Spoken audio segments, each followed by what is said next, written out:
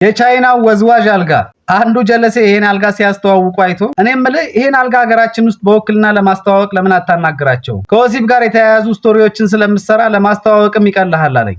አይ ኧረ እባክህ ተው። አበሻ ደግሞ ከወጣት እስከ ሽማግሌ ብቻ የሚያደርጋትን ያገኝ እንጂ ለመወዛወዝ ማን ብሎት? የፈለገ የወገብ ታማሚ ቢሆን የፈለገ በስራ ቢዝል የፈለገ እድሜው ቢገፋ ለመወዛወዝ ሲሆን ንቁና ብርቱ ጎረምሳ ነው የሚሆነው። እንዴ ትንሽ የላላ አልጋ ላይ ሲያደርግ ራሱ አልጋውን ወጥመድ ውስጥ እንደገባች ነገረኛ አይጥ ያለ ረፍት ሲጥ ሲያደርግ አይደል እንደሚያድረው አልኩት። አይ ወይ እሺ ካሉ ለራስ አንድ ለሙከራ አስመጣና አሪፍ ከሆነ ትቀጥልበታለህ አለኝ። ተወኝ ሰውዬ፣ እኔስ ያው አበሻ አይደለሁ? አሰብኩት እኮ እሱ ላይ የተወዛወዝኩ ማድረግ ለምጄ ወደ ውጭ ስወጣ መወዛወዙ ለምዶብኝ የሆነ ጊዜ ቲክቶክ ላይ ትሬንድ እንደነበረው የሚያወዛውዘው ኢፌክት ወደፊት ወደ ኋላ ስወዛወዝ ድንገት ሴቶችን ሰላም ስል ቀድሞ እጄ ሳይሆን እንትኔ ተንደርድሮ ሲገጫቸው። ሌላው ደግሞ በዛው መወዛወዙ ከለመደብህ ሽንት ቤት ስትቀመጥም ደግሞ አስበው፣ አንድ ለመሬት አንድ ለጉድጓድ ነው የምትመድበው። ብቻ ተወው አይሆንም ብዬው ወሬያችንን ወደ ሌላ ቀየርን። እናንተ ግን ስለዚህ አልጋ ምን ትላላችሁ?